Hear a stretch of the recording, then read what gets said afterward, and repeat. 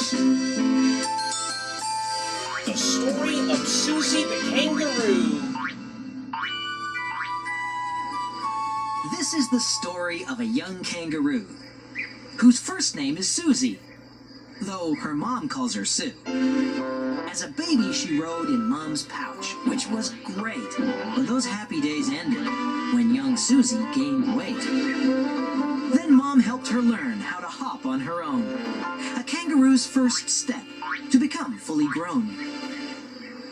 With patience and practice, Susie learned how to hop. And once she began, well, she just couldn't stop. She hopped and she hopped. There was no standing still. There was no going back. Every bounce was a thrill. Hops tickled her tummy. It was almost like flying. She loved going up and came down without trying. But to hop in the house is far from appealing. It flattens the chairs and leaves dents in the ceiling. Sit still, her mom told her. And poor Susie tried, but she just couldn't make all those hops stay inside. If she didn't stop soon, she would make herself ill. Susie hopped in her sleep. The girl never stayed still. Dad said, "She's hop crazy. What on earth shall we do?" Her parents were worried. Her teachers were too. "This girl hops too much," read Susie's reports. But they also said Susie was brilliant at sports. She excelled at the high jump, and she loved basketball, where her hopping made up for not being so tall. Sports teacher Smith said, "She's one of the best, but she gets overtired. She simply won't rest." Then along came the day of a basketball game. But Susie hopped on a splinter and cried out in pain. Smith rushed to her side when he heard Susie shout. He said, "Just hold still, and I'll soon take it out." "Hold still?" exclaimed Susie. "But I just don't know how."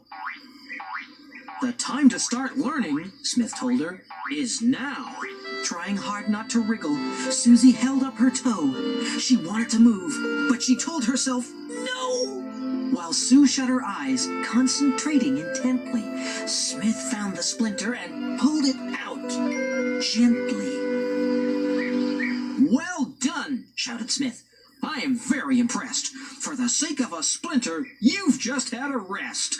Now, may I suggest that you make it your aim to save up your hops for the basketball game?"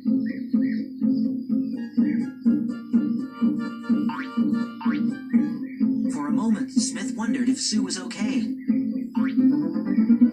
Then he called out her name, and she hopped up to play. But she didn't just hop.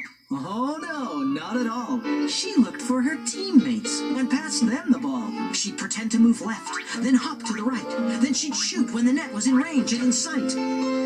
The other team marveled at Susie's ability. She hopped circles around them with grace and agility.